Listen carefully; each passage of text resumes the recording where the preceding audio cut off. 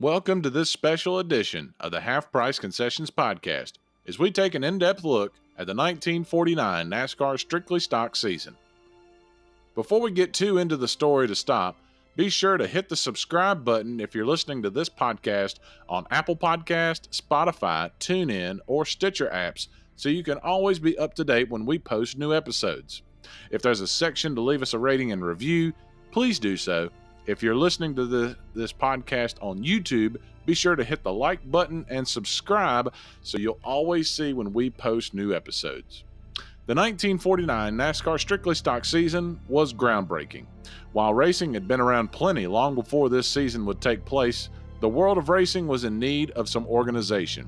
Stories of races being ran by promoters who would take the prize money and run, along with races run without clear rules, ran rampant. Race promoters needed organization. Racers needed events to be run in a fair manner. And Bill France Sr. saw an opportunity to help both those issues with his formation of NASCAR in December of 1947 at the Streamline Hotel in Daytona Beach, Florida. Everything from rules to insurance to guaranteed purses was on the table, and France was ready to take his stab at legitimizing the sport of stock car racing. While we acknowledge openly NASCAR isn't the only game in town as far as a racing sanctioning body is concerned, its place in history and in the hearts of fans cannot be denied. So we take a look back at the inaugural season of the series that would eventually evolve into the Grand National Series, Winston Cup, Nextel Cup, Sprint Cup, etc. So buckle your seatbelt as we travel back to 1949 and learn about the history of that first season of NASCAR Strictly Stock Series here in just a few moments. This episode of the Half Price Concessions podcast is brought to you with support from Performance Center Racing Warehouse. In addition to being the home of the PRW chassis, Performance Center offers in-house setups and consulting, plus suspension and chassis pull-down analysis, along with their fabrication shop that can re-clip your race car with the fastest turnaround in the industry. Give Roger Johnson and the Performance Center team the chance to earn your racing business by calling them today at 704-838-1400 or visit them online at performancecenter.com. That's PERFORMANCENTER.com. This episode of the podcast is dedicated in loving memory of my grandpa, Spencer Williams. One of the many reasons I'm a race fan to this day. Always love you, Grandpa, and thank you for everything you did, not just for me, but for all of our family.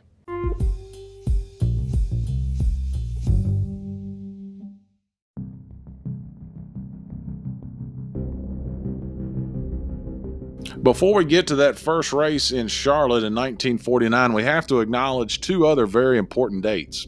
As we talked about in the intro, in December 14th of 1947 was when Bill France Sr. would organize that famous meeting at the Streamline Hotel in Daytona Beach, Florida, to discuss the future of stock car racing.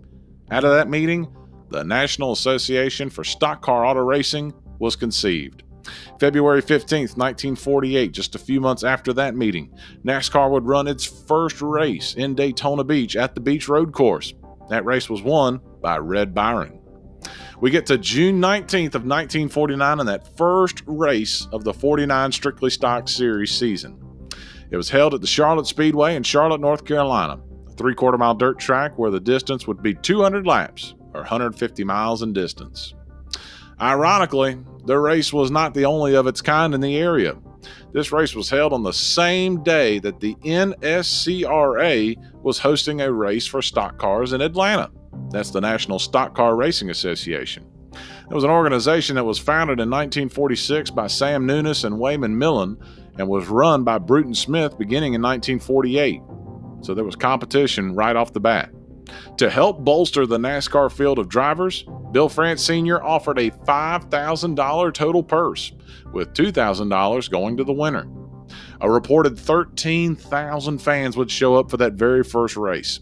NASCAR publicity director Houston Lawling stated that over 5,000 of those fans were not even allowed in the grandstands because there was a lack of seating space. so the spectators crossed the track to watch from the infield as Bob Flock would start the race from the pole in his 1946 Hudson.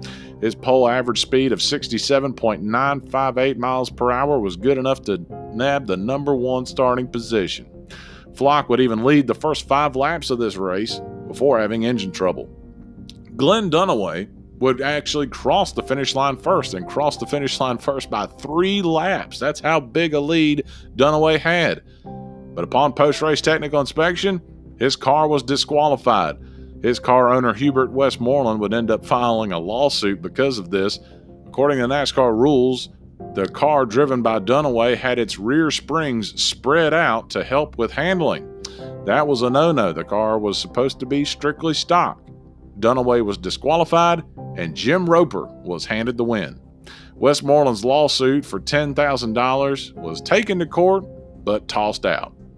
Jim Roper, credited with winning the first NASCAR Strictly Stock Series race in a 49 Lincoln, pocketed $2,000 for his effort. Fonty Flock's 49 Hudson would finish in second place, earning $1,000 for his effort. Red Byron, the winner of that first NASCAR race at the Daytona Beach course just a year previous, finished in third place in his 49 Oldsmobile, winning $500. Sam Rice in a 49 Oldsmobile and Tim Flock in a 49 Oldsmobile would round out the top 5. 6th through 10th would see Archie Smith finishing 6th in the top placing Ford on the afternoon. He was driving a 46 Ford. Was good enough to make him $175. Sterling Long would finish 7th in his 46 Hudson. First time we see that manufacturer. He wins $150. Slick Smith finishes 8th. The blonde Blizzard Curtis Turner finishes 9th in a Buick. And the top 10 is rounded out by Jimmy Thompson, who earned $75 for his effort. Outside the top 10, there was some history made. Sarah Christian, an Atlanta housewife, qualified her car 13th quickest. She drove the first part of the race, but then during a pit stop was replaced by pole sitter Bob Flock, who had fallen out during the race. Bob Flock would drive the car to a 14th place finish, but history was made right there, not only in the first Strictly Stock Series race, but that there was a lady racer who was putting in the time as well.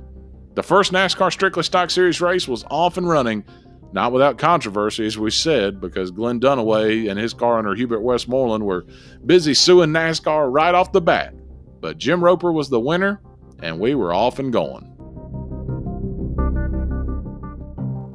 The second race of the 1949 season would take the Strictly Stock Series down to NASCAR's headquarters, Daytona Beach, Florida, and the Daytona Beach and Road Course. The race was run on Sunday, July the 10th of 1949, a 40-lap, 166-mile event. That's a 4.15-mile road course. Quite the big track. It was actually the second race of 1949 to be held at the Daytona course. Previously that year, on January 6th, a modified race had been raced. Marshall Teague picked up the win in that one in a 39 Ford. This race was announced thanks to the awesome success that the Charlotte race had had in June of 1949.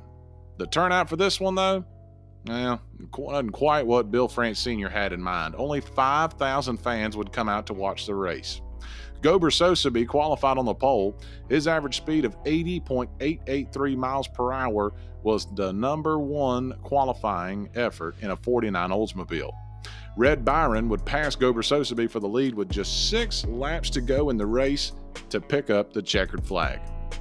The race, in addition to being another historical marker in the Strictly Stock Series, featured 3 female drivers this time around. Ethel Mobley, Louise Smith, and Sarah Christian all competed in the race. Ethel Mobley was the highest finishing of the 3 females, with an 11th place result in her 48 Cadillac. Sarah Christian, who had previously ran the Charlotte race, finished 18th, and Louise Smith finished 20th. For the top 10, though, they were led by Red Byron. His 49 Oldsmobile would take the number 1 spot and capture $2,000. The rest of the top 4, they were all driving 49 Oldsmobiles. Tim Flock would finish 2nd, Frank Mundy finished 3rd, and Joe Littlejohn finished 4th, all driving 49 Oldsmobiles. Bill Blair of High Point, North Carolina, finished 5th in his 49 Lincoln. That was a $200 5th place finish. Frank Christian would finish 6th in his Oldsmobile. Bill Snowden 7th, Gober Sosabe 8th, Jimmy Thompson ninth, and the top 10 rounded out by Jack Etteridge. The margin of victory for Red Byron on that afternoon was plenty. 1 minute 51 seconds was the Red Byron's margin of victory over second place Tim Flock. The race didn't even take that long to run. 2 hours, 3 minutes, and 25 seconds is what the records show for that second race of 1949 that saw Red Byron capture the victory.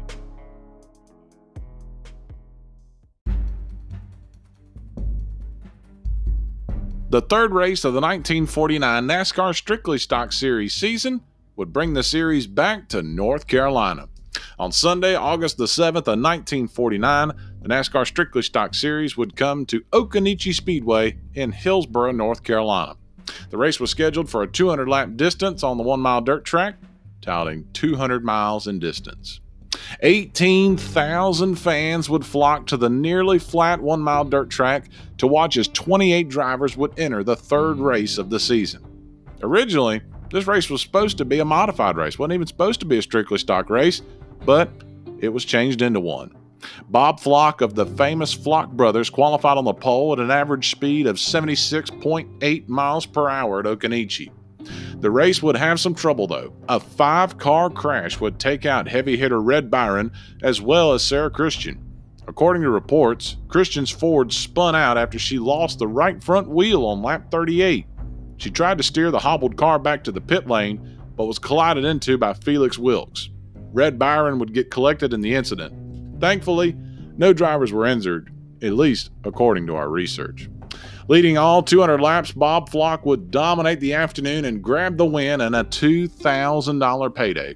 His 48 Oldsmobile topped them all. Gober Sosebee would follow in second place in his 49 Oldsmobile, with Glenn Dunaway making it a top 3 afternoon for Oldsmobile. Fonty Flock's 47 Buick would finish 4th, while Bill Snowden would finish 5th in a Chevrolet. Bill Blair, Tim Flock, Otis Martin, Lee Petty, and Buddy Helms rounded out the top 10 in Oldsmobiles, a Ford, a Plymouth, and a Hudson. The win by Flock would give Oldsmobile back-to-back wins. Flock's margin of victory over Sosebee was a little bit closer than the Daytona race. 42 seconds was the distance back to that second-place finishing Gober Sosebee. The fourth race of the 1949 season would see the NASCAR Strictly Stock Series head to Langhorne Speedway in Langhorne, Pennsylvania on Sunday, September the 11th of 1949. It was a 200-lap race on a 1-mile dirt track, and there were plenty of fans to watch it go down. 20,000 fans come out to watch the first race of the season held north of the Mason-Dixon line. Red Byron would win the pole for the race in his 49 Oldsmobile, driving for car owner Raymond Parks. Byron's average speed of 77.482 miles per hour topped all other drivers in qualifying. 45 cars would start the race, making it the highest number of entries in a NASCAR Strictly Stock race to date. Pole sitter Red Byron would lead the first 15 laps before being overtaken by Gober Sosebee on lap 16. 73 laps later, Sosebee would give up the lead as well. Bob Flock would take the lead on lap 89.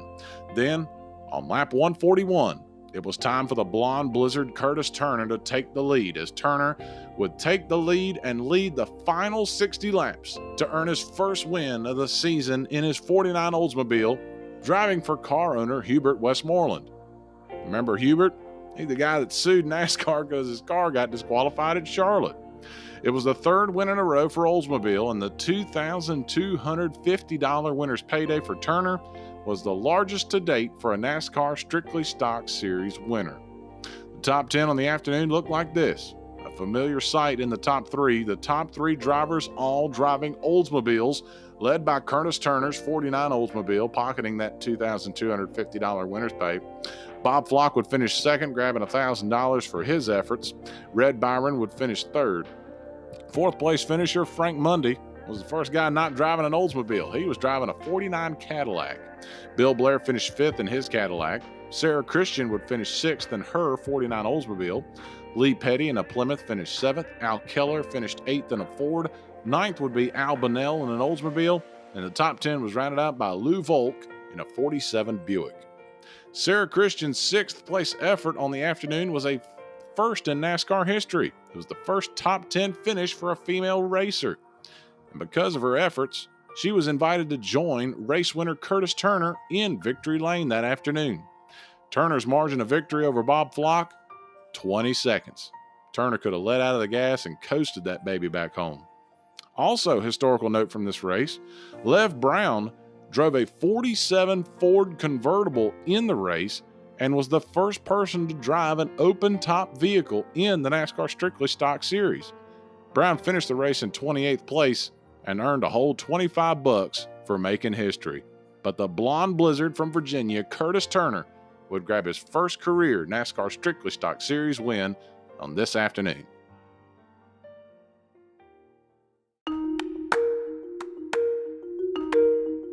The fifth race of 1949 would see the NASCAR Strictly Stock Series stay up north. The very next Sunday after Langhorne, Sunday, September the 18th of 1949, Hamburg Speedway in Hamburg, New York would play host to the NASCAR Strictly Stock Series. 200 laps was the distance on a half-mile dirt track totaling 100 miles. It was the first half-mile or less track to host a NASCAR Premier Series race of that season. A sellout crowd of 11,733 souls came out to sit in the wooden bleachers and watch 16 cars start the 200-lap race. It was the smallest field thus far to start a NASCAR Strictly Stock Series race. Glenn Dunaway would earn the pole and lead the first 134 laps of the 200-lap feature. Jack White would take the lead from him and lead the final 66 laps to earn his first and only win in the NASCAR Premier Series. He'd make 11 more starts from 1950 to 1951, but would never finish higher than fifth in another NASCAR top division race. White's $1,500 winner's pay was the lowest winner's pay to date of the season. He won in a 49 Lincoln, which broke Oldsmobile's streak of 3 straight wins in the NASCAR Strictly Stock Series. In fact, there were no Oldsmobiles even in the top 8. The highest finishing Oldsmobile was in 9th. The top 10 looked like this on this afternoon. Jack White winning the race in his 49 Lincoln. Ray Erickson finished second in a Mercury. Billy Rafter finished third in a Ford. Mike Egan, 4th place finish in a Mercury. And the top 5 was rounded out by Bill Rexford in a Ford. Frankie Schneider finished 6th in a Ford. Jack Russell finished 7th in a Ford. Charles Muscattle finished 8th in a Ford. Glenn Dunaway's Oldsmobile finished 9th in the top 10, was rounded out by Ellis Pierce. We don't know what he was running, but he finished 10th and got $50 for his effort. One thing that you had to make note of in this race was all the daggum Yankees in the top 10. Winner Jack White from Lockport, New York. Second place Ray Erickson from Chicago. Billy Rafter, the 3rd place car from Clarence Center, New York. Mike Egan from Dunkirk, New York. Top 5's Bill Rexford from Conowongo Valley, New York. 6th place from New Jersey. 7th place from Pennsylvania. 8th place from New Jersey. You got to go all the way down to 9th place Glenn Dunaway to find a Tar Heel, as he's from Gastonia. And 10th place Ellis Pierce was listed as being from Jacksonville, Florida. But the 5th race of the season was complete, and Oldsmobile had finally gotten knocked off their perch as Jack White and his Lincoln captured the win. For the 6th race of the 1949 NASCAR Strictly Stock Series season, NASCAR would send its drivers back to the South on Sunday, September the 25th of 1949 to the Martinsville Speedway in Martinsville, Virginia, for a 200-lap race around the half-mile paperclip-shaped dirt track at Martinsville. 100 miles in distance, it would be back-to-back short-track races for the Strictly Stock Series as it made its first appearance at Martinsville. The Martinsville Speedway had been hosting races before this even came about. It was built in 1947 and was hosting modified races then. 15 drivers would enter the event with 10,000 fans in attendance to watch.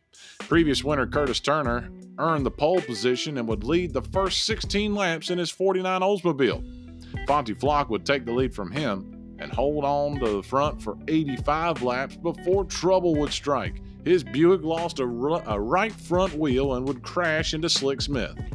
Red Byron would avoid the fray and take the lead and never be challenged, dominating the field. Red Byron would win the race by a full 3 laps over his nearest competitor, Lee Petty, and would secure his second win of the season and in doing so, essentially wrap up the championship in 1949.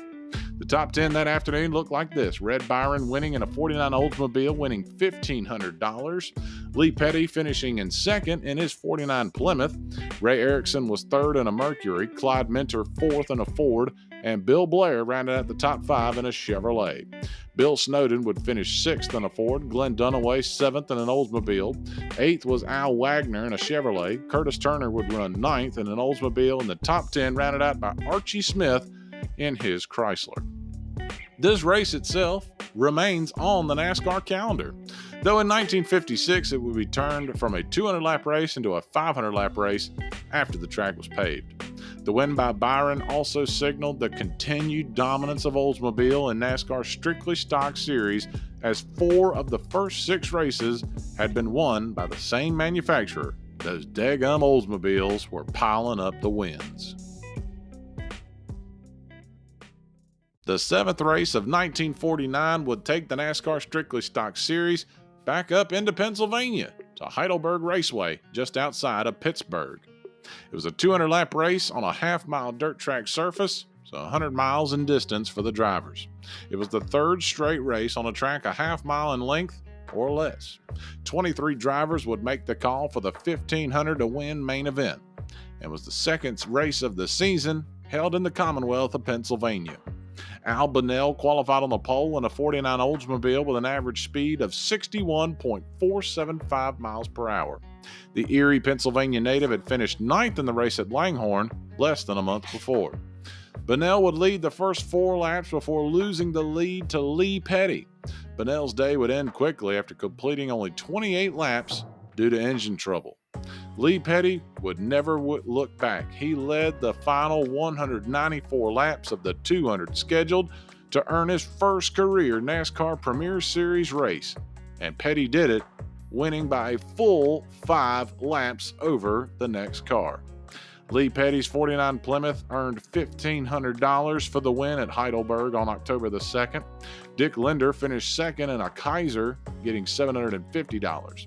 Bill Rexford finished 3rd in a Ford, Sam Rice finished 4th in a Chevrolet, and the top 5 was rounded out by Sarah Christian, driving a 49 Ford. Lloyd Moore would finish 6th in his Ford. 7th place belonged to John Wright in a Ford. Jack Russell's 8th place finish came in a Ford. Skip Lewis 9th in a 49 Kaiser, and the top 10 rounded out by Don Regola, driving a 49 Ford. For Sarah Christian, the 5th place run at Heidelberg was the first top 5 run for a female driver in NASCAR's Premier Division history, as she once again continued to etch her name into the NASCAR record books. For race winner Lee Petty, it was his first win since switching car manufacturers. At the inaugural Strictly Stock race at Charlotte back in June, Petty was driving a 48 Buick for car owner Gilmer Good.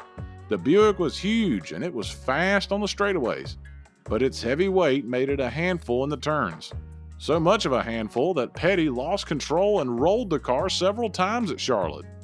After climbing out of the car, Petty swore off the heavy Buick and decided to switch to the lighter Plymouth. After finishing the next 3 races in 9th, 7th, and 2nd place, respectfully, he got his first win in the Plymouth at Heidelberg. Lee Petty said, quote, "We figured the lighter the car would get through the turns better. It would also be easier on suspension parts, and we knew we could win one with the Plymouth." And for Lee Petty, it was the first of plenty to come in his NASCAR career. The 8th race of the 1949 season would happen on Sunday, October the 16th of 1949 at the North Wilkesboro Speedway in North Wilkesboro, North Carolina. It was dubbed the Wilkes 200, on the 200 laps on a half-mile dirt track surface, 100 miles the distance for the drivers on this afternoon. It was the final race of the season and would see 22 drivers make the call to start the 1,500 to win main event. 10,000 fans would make the trip up to Wilkes County for the big race. Kenneth Wagner and his 49 Lincoln would grab the pole for this race with an average speed of 57.563 miles per hour. Bill Blair would start on the outside of the front row and would vault himself into the lead on the opening lap and would lead the first 180 circuits before engine trouble would cut his winning bid short. Bob Flock would take advantage of Blair's misfortune and take the lead, with Lee Petty right on his heels. Flock would beat Petty by a mere 100 yards at the finish for his second win of the season, and it was also the fifth win of the 8-race season for Oldsmobiles. The top 10 on that Sunday afternoon in North Wilkesboro looked like this. Bob Flock grabbed the victory in a 49 Oldsmobile worth $1,500. Lee Petty finishing second in his Plymouth. Fonty Flock rounded out the top 3 in a Buick. Clyde Mentor finished 4th in a Ford, while Herb Thomas finished 5th in a Ford. Roy Hall finished 6th in an Oldsmobile. Ray Erickson 7th in a Mercury. 8th was Raymond Lewis in a Cadillac. Curtis Turner finished 9th in his Oldsmobile, and the top 10 was rounded out by Bill Blair's 49 Cadillac. Red Byron finished the race in 16th place and was officially crowned as the 1949 NASCAR Strictly Stock Series champion. Byron had pretty much sewn the championship up earlier in the season. When the final tallies came out, he won by 117.5 points over Lee Petty. No driver in 1949 had perfect attendance at all 8 races, but Byron was one of only 7 drivers to complete at least 6 races. In those 6 starts, Byron had 2 wins, 4 top 5s, and 1 pole. His average finishing position was 7.7. Lee Petty, who finished second in the points, followed by Bob Flock, Bill Blair, and Fonty Flock, who rounded out the top 5. Curtis Turner, Ray Erickson, Tim Flock, Glenn Dunaway, and Frank Mundy would round out the top 10 points finishers for 1949. In total, 113 drivers made at least one start over the course of that 1949 Strictly Stock season. 6 different drivers claimed victories, with Red Byron and Bob Flock each claiming 2 wins each. Byron racked up the highest winnings over the season as well, a total of $5,800 to his credit just off race purses alone. Bill Blair would total the most miles ran over the course of the season, with 663 miles to his credit. 2 more exhibition races would be run in 1949. Promoter Sam Nunes scheduled a 150-mile Strictly Stock race at the Lakewood Speedway in Atlanta, with the National Stock Car Racing Association as its sanctioning body. Ironically enough, NASCAR's Bill France co-promoted the race on October the 23rd. Tim Flock won the race in front of a massive crowd of 33,452 people.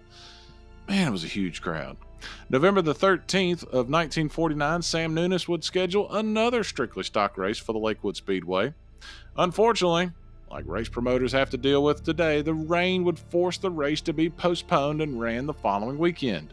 June Cleveland would win the rescheduled race in front of another huge Atlanta crowd of 22,000 spectators. In December of 1949, NASCAR's Public Relations Office released the winner of the first Most Popular Driver Award. Curtis Turner won the inaugural award, just ahead of champion Red Byron. Byron would win the Best Strictly Stock Driver Award, while Turner won the Best Modified Driver Award. Mrs. Sarah Christian, with her history-making season, won the Best Woman Driver Award, and Joe Wolf was recognized as the Outstanding Mechanic. The season was complete, and with it, history had been made for both the sport of stock car racing and NASCAR.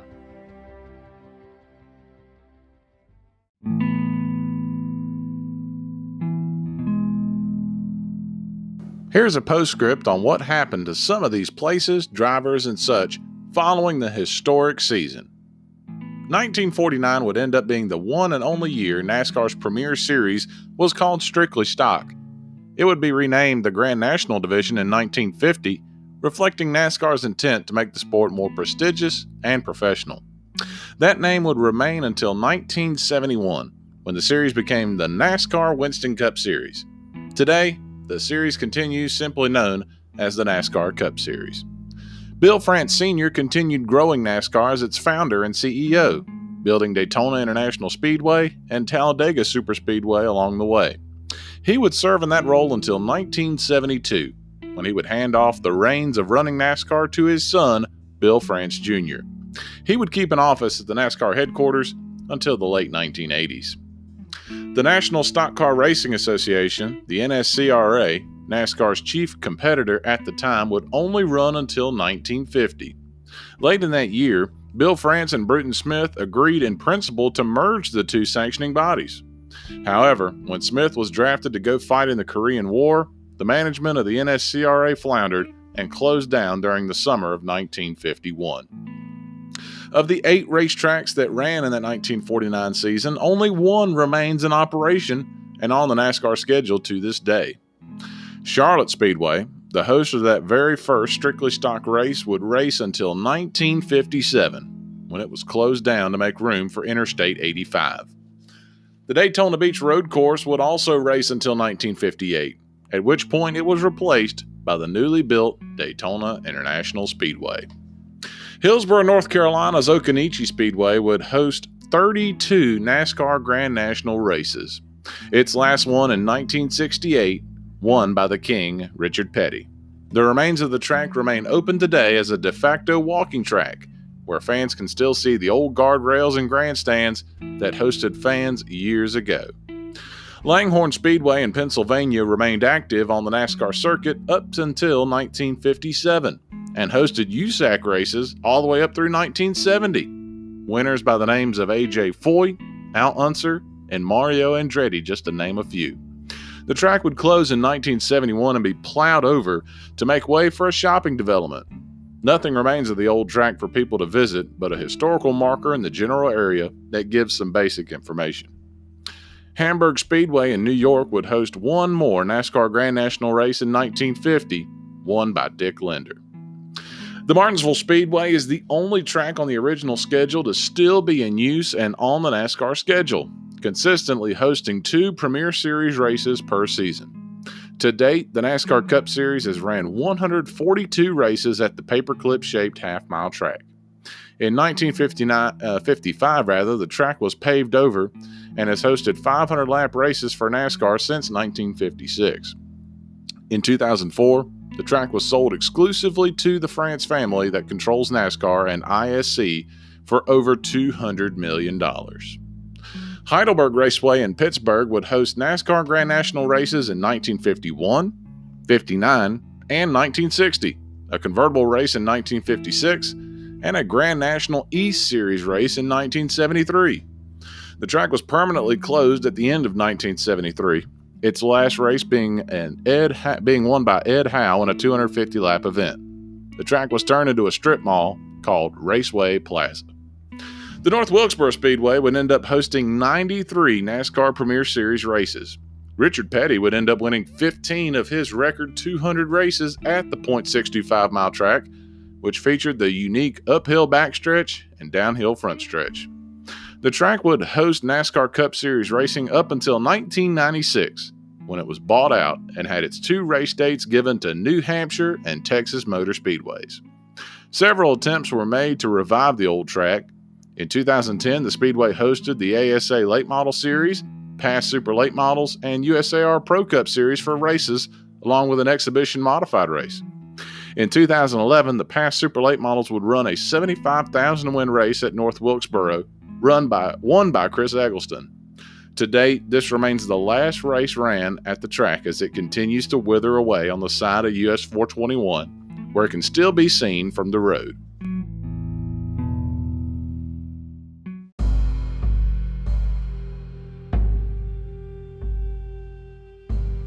'49 champion Red Byron would never win another NASCAR Grand National race. He entered 4 races in 1950 and 5 in 1951. His best result would be a second-place finish in the 1950 race at the Daytona Beach course. Byron retired from racing in the early 1950s. He was inducted into the National Motorsports Hall of Fame in 1966, and in 1998 was named one of the top 50 NASCAR drivers. Byron died of a heart attack on November 11, 1960 in Chicago, Illinois, at the age of 45. Lee Petty would continue racing up through 1964. He'd go on to win 3 Grand National Championships and 54 career races. His team, Petty Enterprises, would end up winning 10 NASCAR Grand National Championships and 268 Premier Series wins. Petty is a member of the NASCAR Hall of Fame and passed away on April 5, 2000 at the age of 86. Bob Flock would win 2 more races and race for 6 more years in the NASCAR Grand National Series, his last win coming in 1952 at the Asheville-Weaverville Speedway in Weaverville, North Carolina. Flock would win 2 100-lap ARCA races at the Lakewood Speedway in 1954, but had to retire from racing when he broke his back in an on-track accident. He ended his career with over 200 wins in the modified ranks of racing. Bob Flock passed away May 16, 1964, at the age of 46. Bill Blair raced through 1958, winning a race in 1952 and in 1953.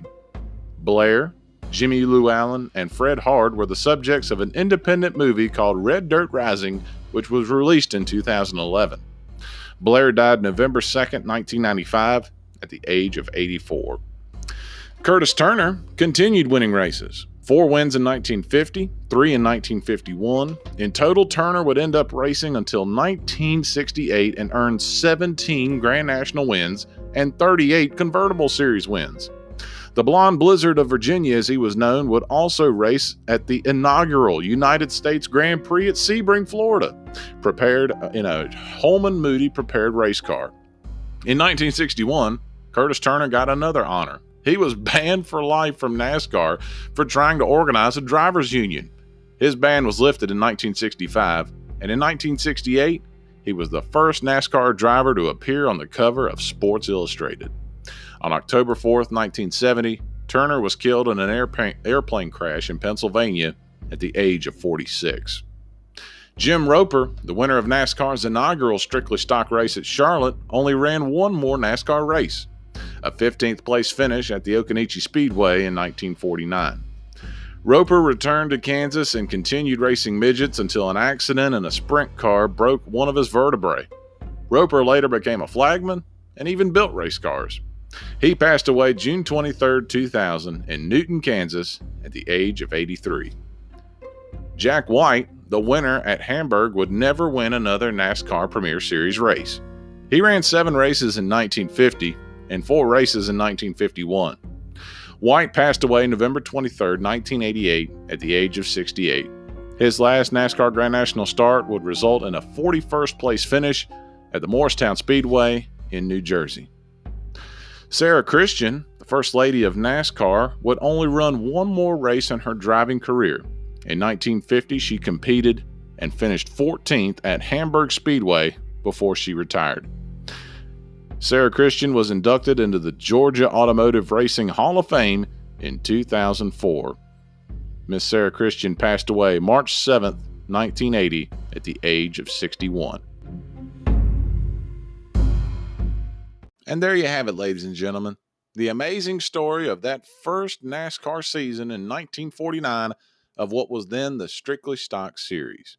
It was a ton of fun to me as a race fan and a history buff to look up this information and to just learn a little bit more about the characters, the drivers, the teams, and the tracks that helped make up that first schedule. While it's a shame that there's not more of these racetracks that are still in action or active, it's pretty cool just to look back and to just learn a piece of the story that helped make NASCAR history. Thank you for listening to this episode of the Half Price Concessions podcast. Be sure to subscribe to us on Apple Podcasts, Spotify, Stitcher, TuneIn. You can also find us on YouTube and subscribe there. If you'd like to visit our website, it is www.anchor.fm/HPC podcast. If you've got ideas for upcoming episodes, criticisms, comments, you can email the show at halfpricedconcessionspodcast@gmail.com. Thank you for listening to this episode. My name is Tyler Williams, and I hope that you and yours have a blessed day.